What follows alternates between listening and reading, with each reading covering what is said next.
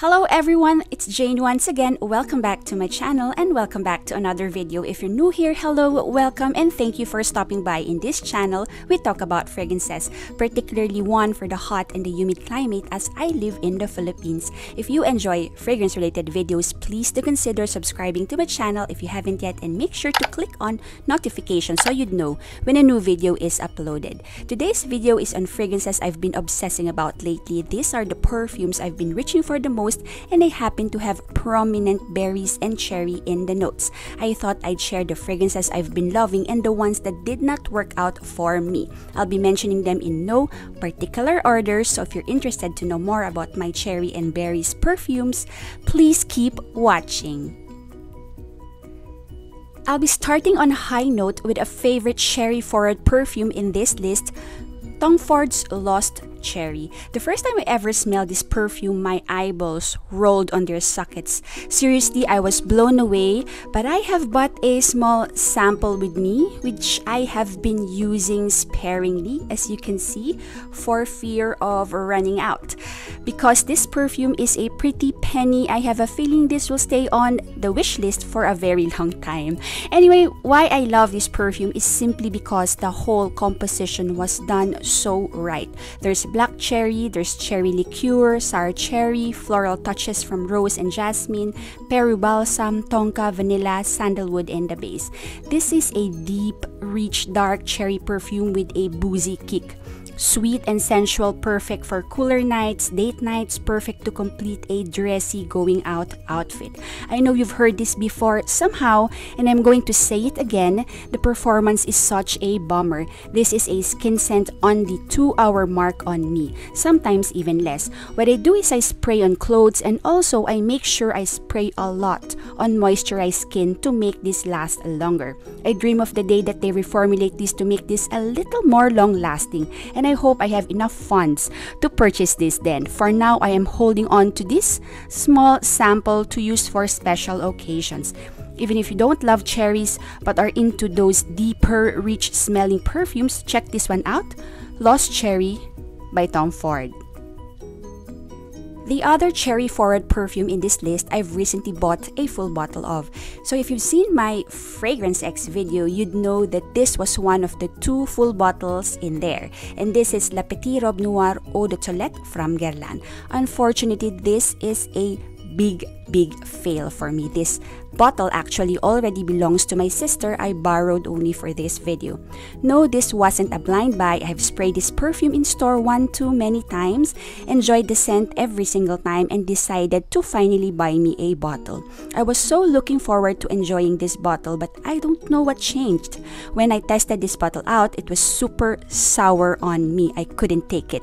And the longer this stayed on my skin, the more I have the urge to scrub this one off. I initially thought this to be a bad bottle, but when my sister tried this on, the scent is just as I remember from the store.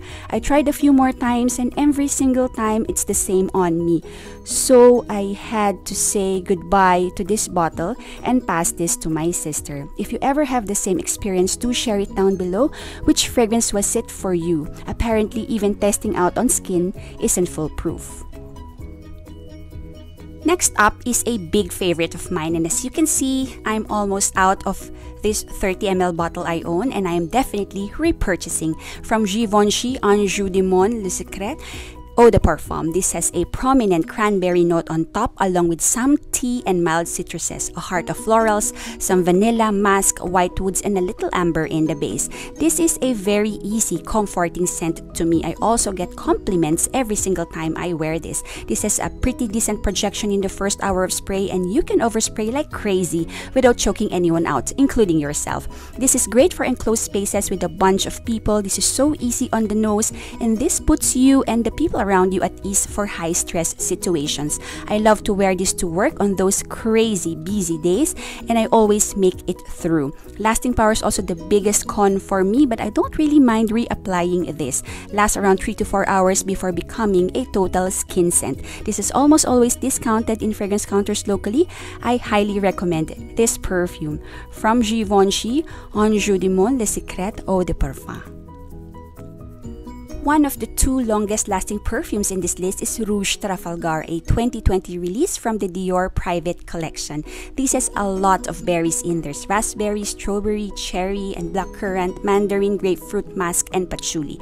This can be worn year-round except maybe in winter in four-season climates, but for us here, this can be worn anytime you feel like it, year-round. The berries here are a little tart but not too sour. It will serve to cut through the heat during the height of summer. This is great to wear this time of the year when it's cooler, as this has a gentle, uplifting vibe. I personally have worn this a lot in the warmer months. That's responsible for the small dent on this bottle. Performance is the ultimate best. This is super long lasting. I only overspray once before I leave the house and come back home still smelling of fresh mixed berries. So if you're on the hunt for a long lasting mixed berries perfume, check this one out. This is very easy on the nose. This isn't thick or jammy, not too sweet, not too tart. Great for everyday. Rouge Trafalgar, a definite fave. I think you'd know this is going to be here. Lalique Amethyst Eclat in the same mixed berries category is another definite favorite. This is raspberry, blackcurrant, blackberry, pear, peony, rose, magnolia, and musk. I've raved about this perfume in the previous video. Do catch that if you haven't yet. This is one of my easy reaches lately. I've put quite a dent on this new bottle of mine. If you love the fruity edge of mixed berries in perfume admixed with love leaf, peony, transparent nose, and magnolia, this is a must-own. This is super value for your money. Burberry Her. I know this made to a lot of people's top 10 designer, but this is one mixed berries perfume that is a big fail for me. This has a rather prominent note of strawberry among a bowl of raspberry, blackberry, sour cherry, and blackcurrant notes. Strawberry is the definite standout. This is an uber sweet, syrupy strawberry on the bed of patchouli, amber, vanilla, and musk. That's a little bit too much for my liking, maybe even bordering on repulsive. Sorry to fans of this perfume. The only thing I like about this perfume is the deep dry down when most of the prominent notes has mellowed to about 10%. This is not a bad perfume, just not for me. The Blossom Flanker though, I like very much. That's a totally different scent profile than this one. If you live in mostly hot and humid, try this one out first. Try on skin, try a full wear to see if this will work okay on you. Not a safe blind buy for local weather in my honest opinion. Also, if you're wondering how close this scent is to Baccarat Rouge 540, also created by Francis Cardigan, no, I do not get a similarity at all. To Cloud by Ariana Grande, also no comparison. So that's that. A blackcurrant forward perfume is Kilian's After Sunset from their Billiard Ball with a very long name collection, which I can never ever remember the name of the collection. So this also has lychee and rose. Green notes is also prominent but nothing too grassy. It swims on the surface of the composition to complement the blackcurrant. Musk and patchouli grounds this fragrance. I'd turn this upside down for you to see how much I've already worn. I am halfway through this travel spray I have.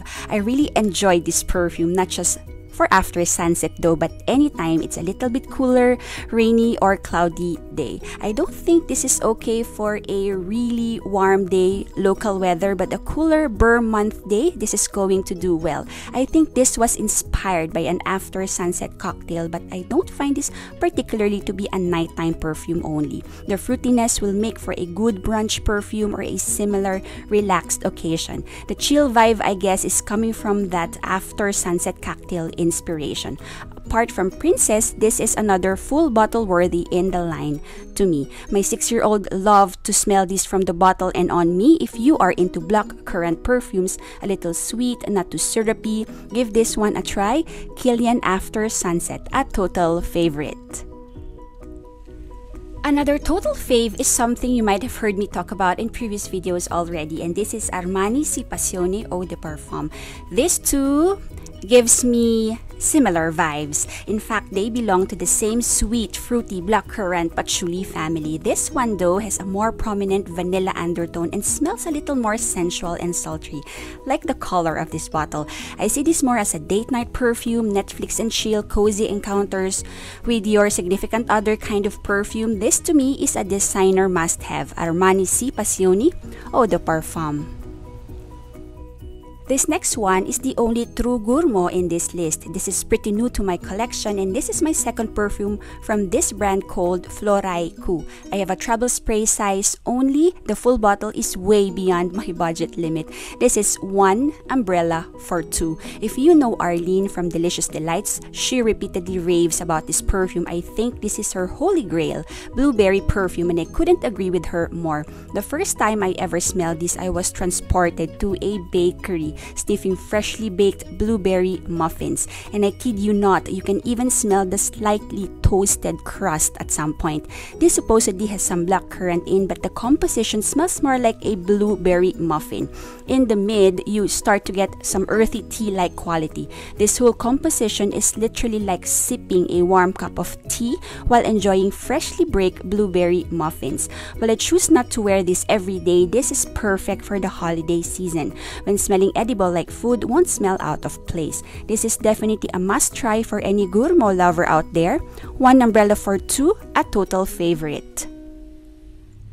A blueberry perfume that did not work out for me is the new Fenty Eau de Parfum by Rihanna's cosmetic brand Fenty. I do not have the decant with me anymore as I've passed it on to my sister. I have a dedicated review in my channel. I will leave a link down below if you'd like to catch that. Though not a bad perfume, this to me is a big fail. On my sister's skin, this smells wonderful. I highly suggest to sample on skin.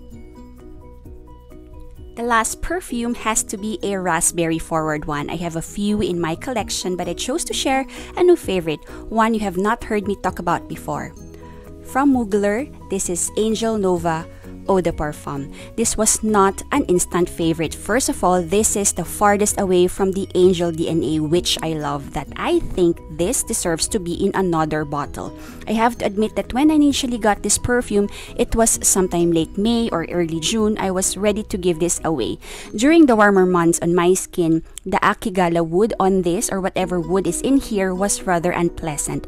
But nowabouts, when it's less humid and a lot less warm, the raspberry sweetened by some vanilla or benzoin is the star of the show. And the woodiness, although still very much there, has morphed into something that makes this composition unique and lovely. I wouldn't have it any other way. This has raspberry and lychee, rose, akigala wood, and benzoin. The rose isn't too prominent here, but definitely gives this a floral heart to prevent this from going all out fruity. This to me is a beast of a fragrance, a single spray and the scent travels to the next room. This is ultra long lasting. I only have to spray in the morning and I'm good for the rest of the day. This tiny little dent is from multiple wear already. That's how strong this fragrance is on me. This also leaves a lingering scent trail. They'd know you've been to that room when you wear this. Lastly, this is a big compliment getter. My husband would always ask me what I sprayed that day when I wear this.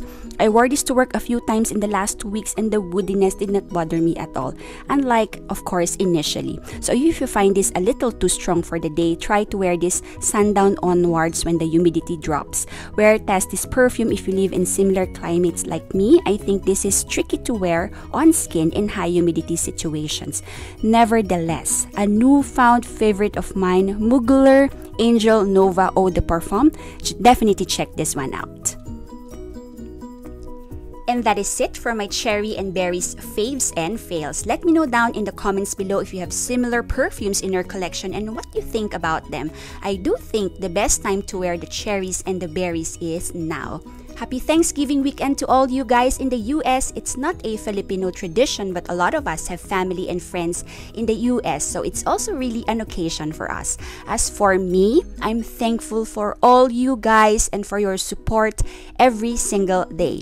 Thank you again for watching. I hope you enjoyed this video and I will see you in my next one. Bye!